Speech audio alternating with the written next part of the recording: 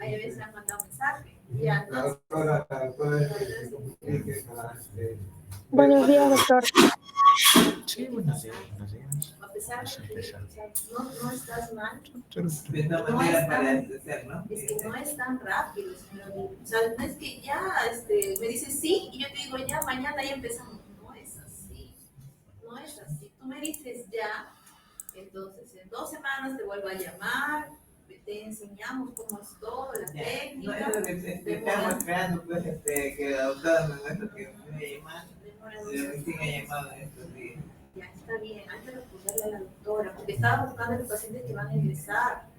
Entonces, contigo, el problema, o sea, los pacientes que van a ingresar ahora son pacientes que ya están en diálisis, en hemodiálisis. Ya. Y van a Muy tener bien. su tipo de Entonces, diálisis, el tema que vamos a ver hoy día es el tema de diagnóstico radiográfico en nefrología. Bueno, es un tema sencillo, no es tan difícil en realidad de poder entender. Son cuestiones puntuales, es lo bueno, no es como que en otras especialidades que se necesita de cosas más complejas en ese sentido. Son cosas netamente puntuales, son cosas que nos van a ayudar para poder interpretar la mayoría de patologías que vamos a poder encontrar. ¿Ya? Vamos a empezar con el tema, de repente como un poco de historia con el tema de la radiografía, para lo que es ver las siluetas renales, aunque era un poco difícil en realidad poder evaluar de manera adecuada mediante una radiografía de las siluetas renales, porque muchas veces se necesitaba tener al paciente en una preparación adecuada para que se pueda visualizar en este sentido. Y eso de repente era la mayoría de las complicaciones que se podía presentar. Básicamente es una técnica para obtener imágenes al interior del cuerpo. Se utiliza con una radiación ionizante, la cual va a través dependiendo de la estructura. La información que se obtiene va a estar capturada por una placa de rayos X y luego, posterior a la interpretación de cada una de las que tenemos. Algunas ventajas que va a tener es que es de manera rápida y eficaz para evaluar estructuras óseas, eso no hay ningún problema. Se puede visualizar de repente calcificaciones y tumores y otras anormalidades, pero siempre cuando estos tumores tengan la consistencia o estén formados o estén compuestos de algún material que es radiocaptante en este sentido, si no va a ser un poco difícil. El tema de repente de las mayores ventajas que tiene es que es un examen que es muy rápido y económico en ese sentido. Algunas desventajas que vamos a tener es el tema del uso de una radiación ionizante para que se pueda realizar este tipo de exámenes. Muchas veces nos va a proporcionar tampoco una información un poco limitada con respecto a otro tipo de estudios y nos permite hacer, por lo mismo que es limitada la técnica, una diferenciación de una manera más adecuada. Como lo había dicho en un primer momento, va a requerir de una preparación previa del paciente para obtener mejores resultados. Dentro de las radiografías que vamos a tener para evaluar lo que son las siluetas renales, vamos a tener lo que es la radiografía simple de abdomen en ese sentido. Acá podemos ver una imagen de una radiografía, la cual vamos a delimitar algunas estructuras, las cuales vamos a poder ver o visualizar.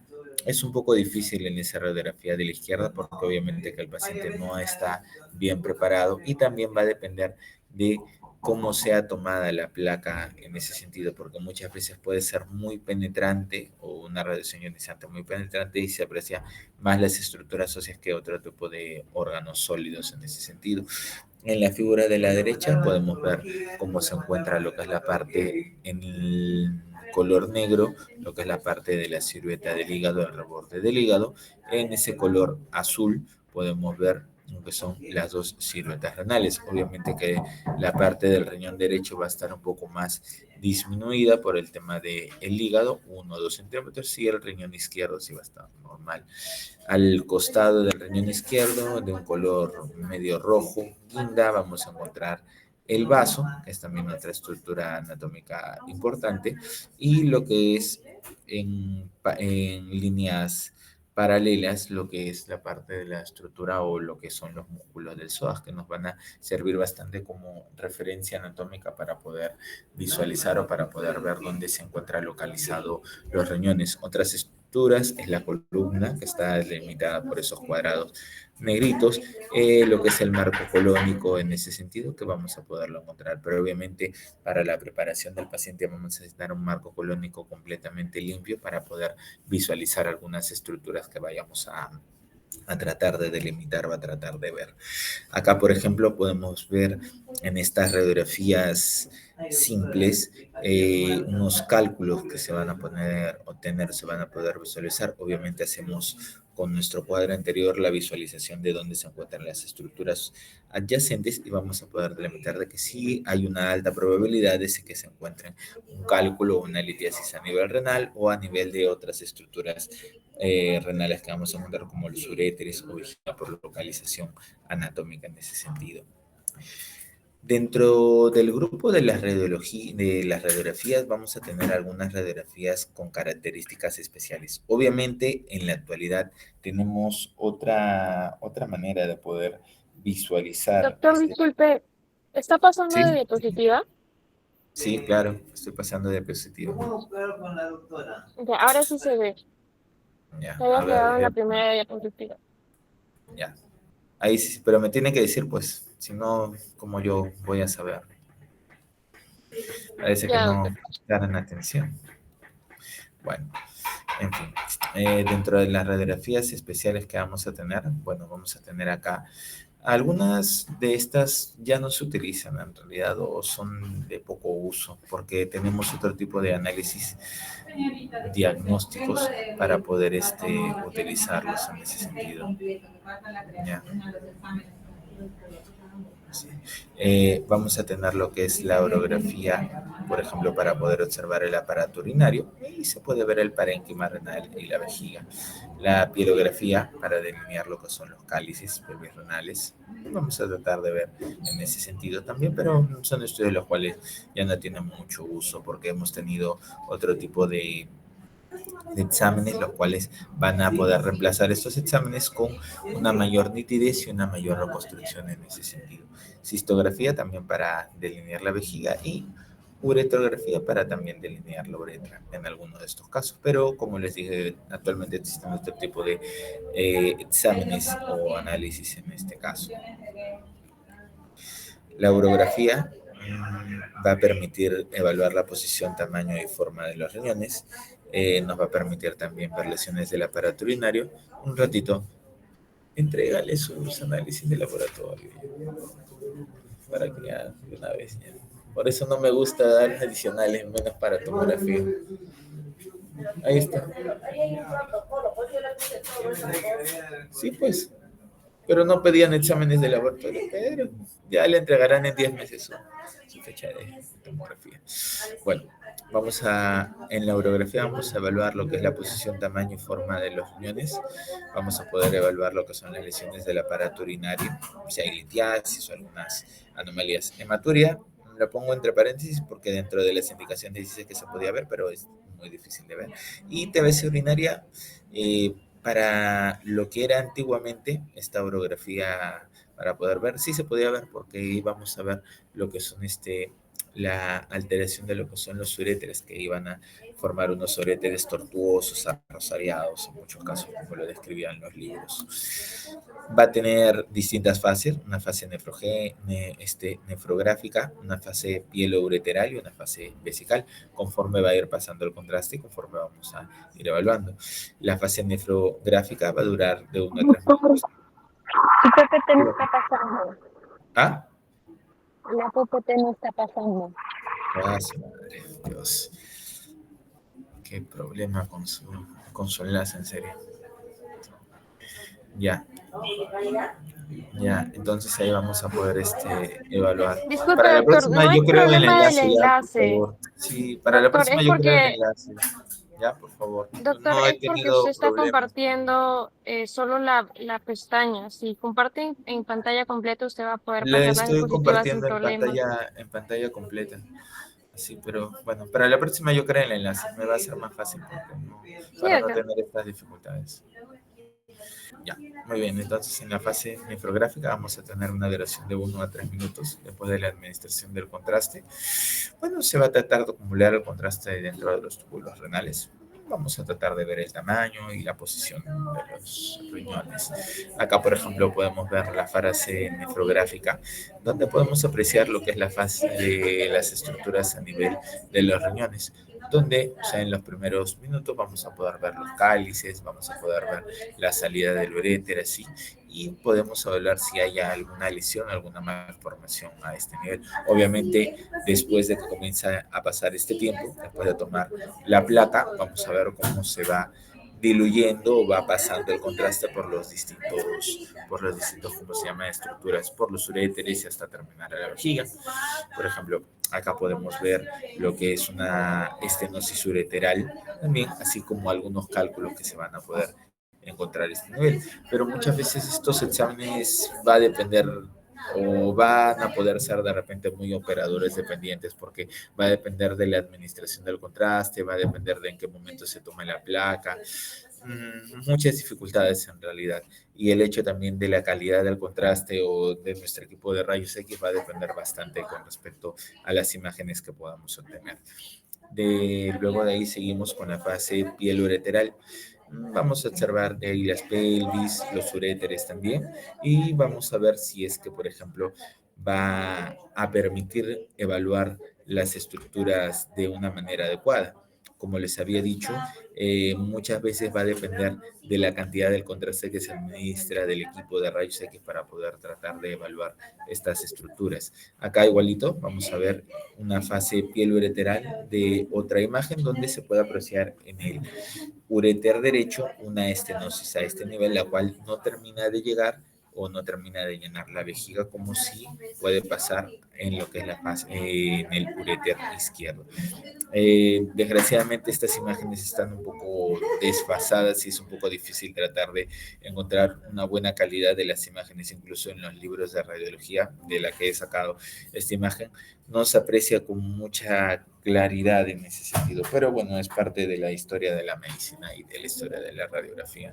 En ese caso, en la imagen que está a la derecha se puede observar cómo hay una estenosis a nivel de los dos uréteres en ese sentido y no termina de llenar de manera adecuada, pero no se puede observar muy bien en ese sentido porque no hay una buena cantidad de contraste o de repente está muy penetrada el equipo para poder tomar una buena foto en ese sentido.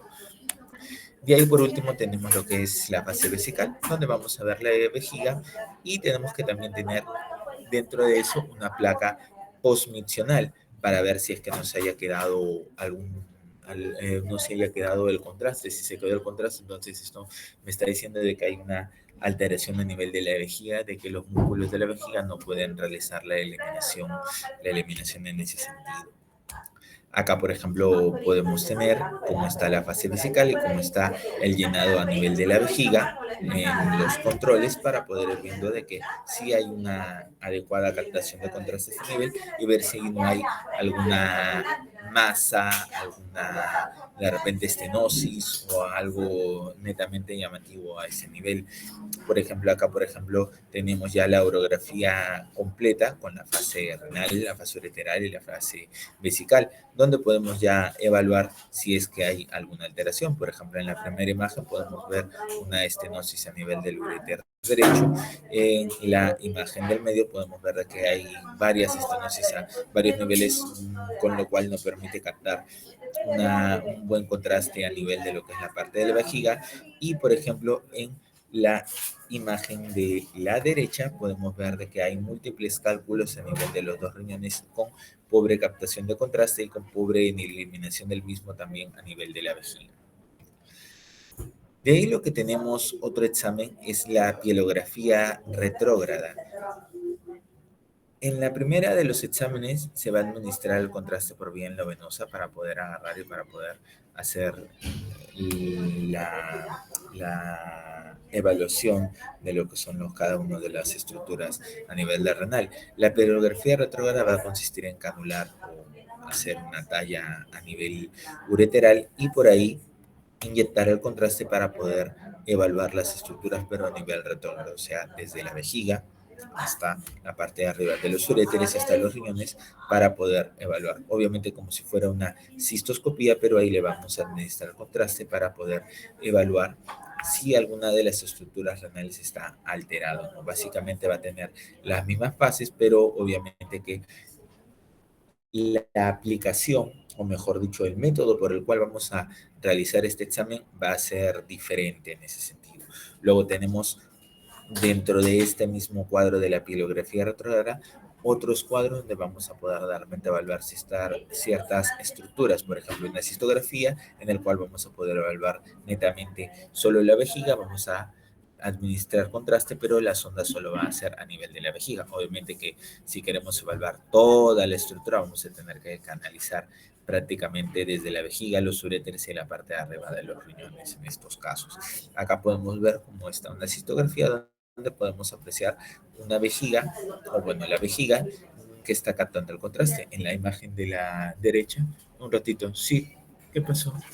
Le está mandando un contraste y aquí está ya elevado, más de lo normal. Un ratito. Su orden de ¿cómo se llama no, análisis no, la transferencia. Ah, ¿lo está mandando a otro hospital? ¿No lo va a hacer acá? No, le estoy mandando, ¿cómo se llama? Siempre nos piden No se transfiere. Cuando se acá al hospital, no. Solo acá, cuando lo manda a otro hospital, sí se usa la hoja de referencia. Ya, ¿cuál es el problema?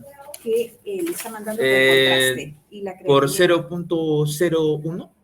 No sé, usted me diga. Pero dale nomás, si yo soy el nefrólogo. Sí, pero lo que pasa es que a veces, ¿cómo se llama? Radiología. O sea, por 0. O sea, el corte es 90 y por 91 no le van a hacer. Bueno, sí, si no, sí. sí. Si no, yo hablo con el jefe de radiología. Así, listo. De nada. No, pero ya debería tener protocolo, ¿no? O sea, de 1.5 para adelante. Por 0. O sea, es 0.90 el corte y por 0.91 no le quieren hacer. Es ridículo.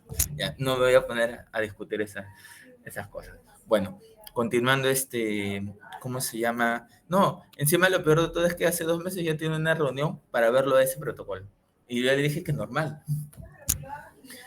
Claro, y ya se verá en controles posteriores. Bueno, en la imagen de la derecha, podemos sí apreciar de que no ha habido o no ha captado el contraste, justo con lo bueno de las imágenes, justo con estas flechas verdes y estas flechas rojas en esa parte de la vejiga. Entonces, a ese nivel debe haber algo que le está obstruyendo, quizás una masa que está comprimiendo la vejiga a ese nivel. Entonces, tenemos que hacer un estudio mucho más detallado al respecto.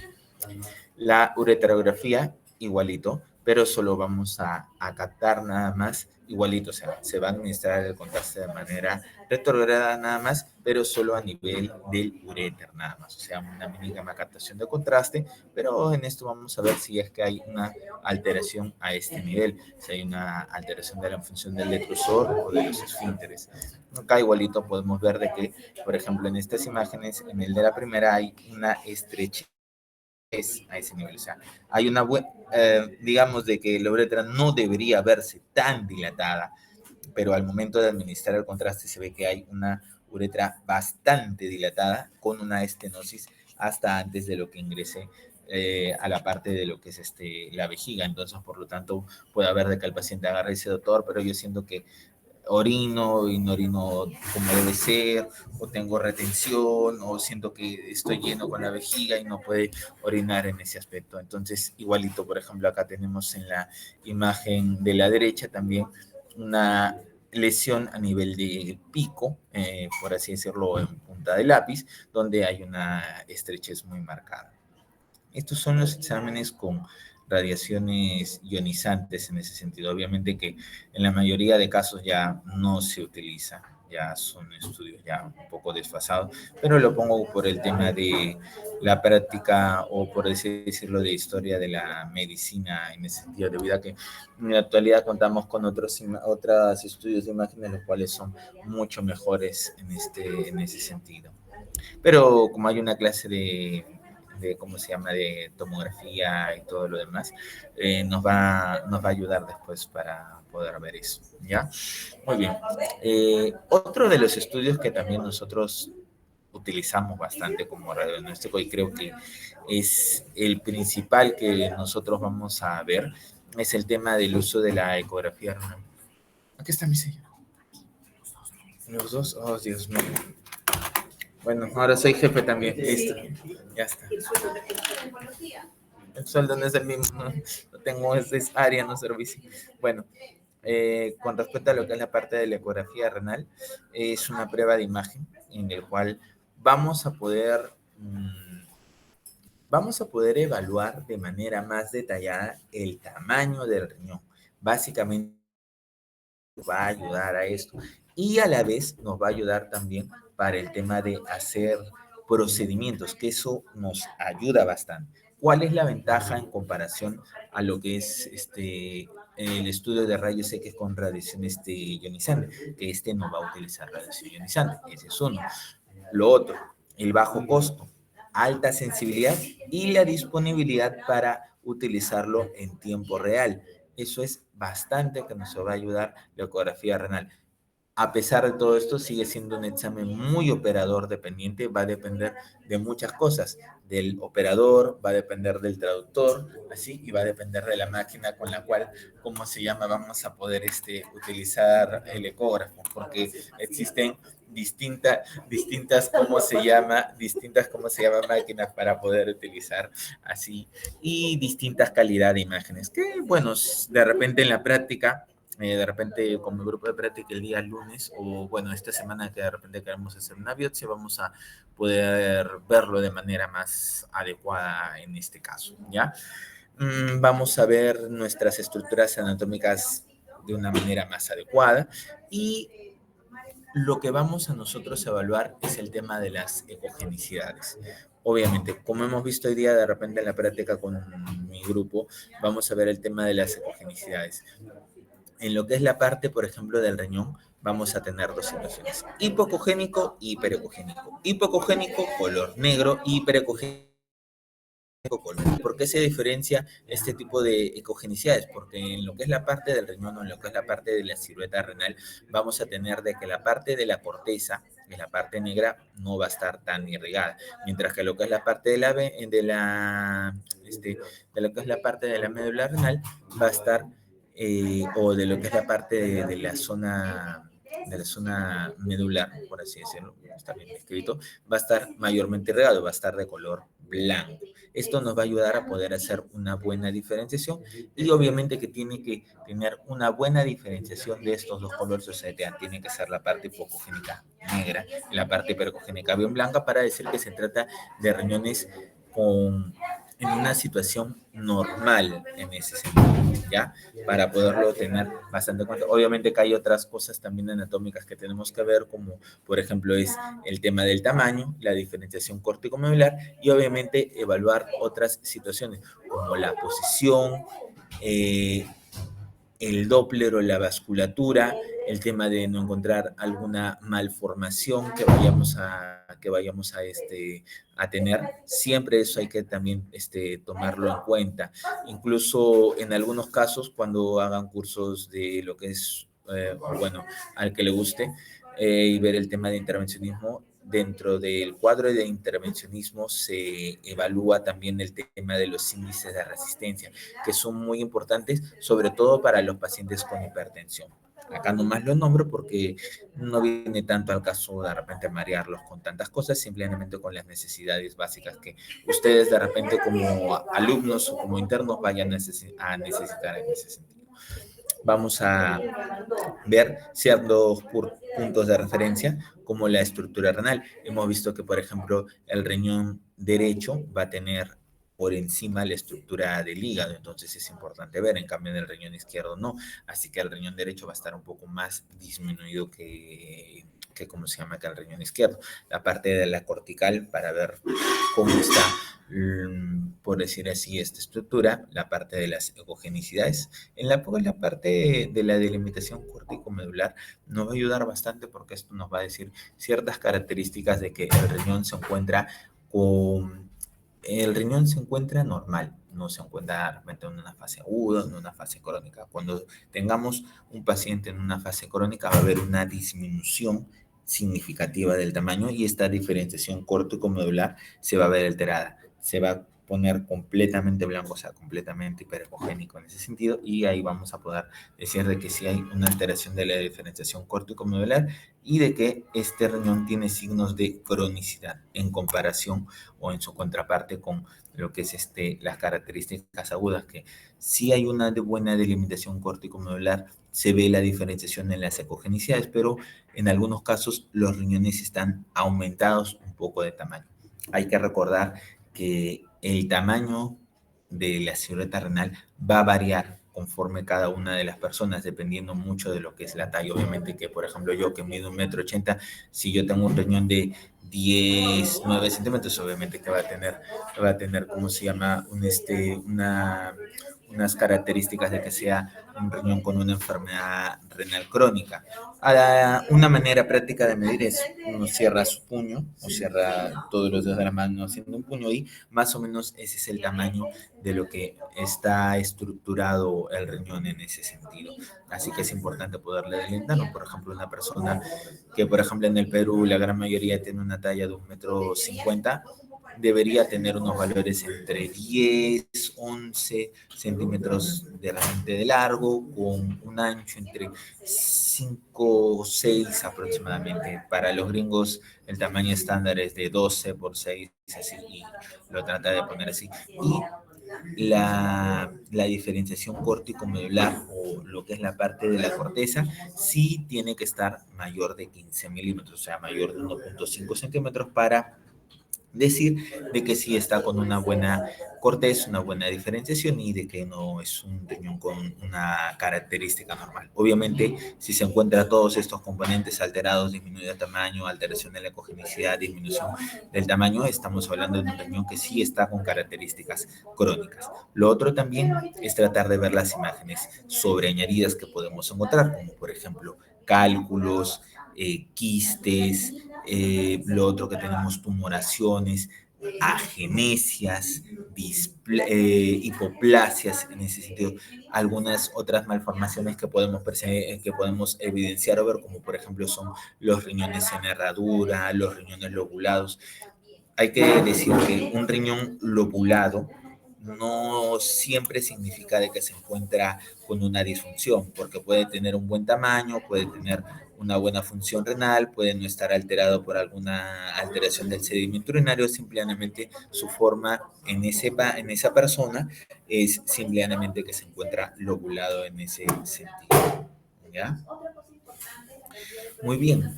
¿Cuál es lo más significativo, aparte de la evaluación de la función del riñón, que podemos hacer con el ecógrafo?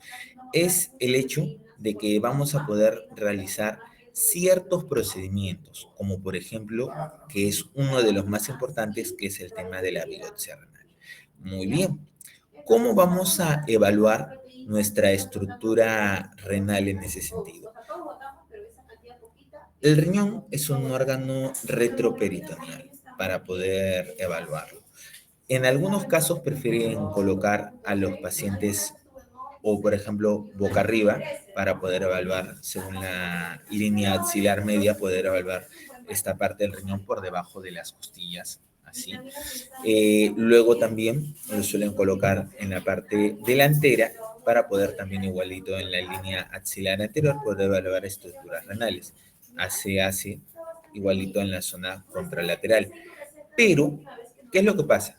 Que muchas veces esto no puede ser viable porque tenemos pacientes los cuales tienen, por ejemplo, un grado de obesidad o tienen un abdomen prominente y se hace difícil porque las estructuras que tenemos que atravesar no va a ser. En pacientes flacos, sería lo ideal. Por lo tanto, siempre es preferible colocar al paciente. Nos vemos, Carmen, cuídate. No hagas cosas malas, que a Dios no le gusta.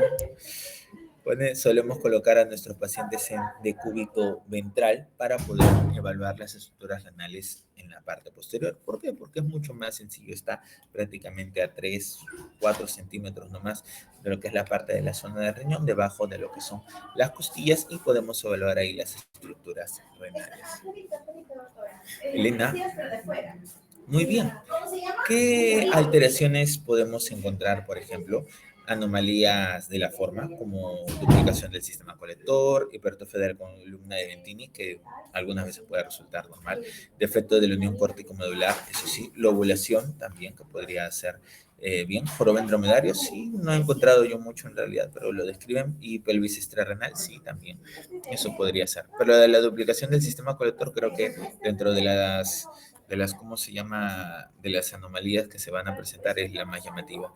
Anomalías de fusión como riñón en herradura, riñón en torta. Bueno, el riñón en herradura siempre por ahí cae 1 o 2 casos y es llamativo.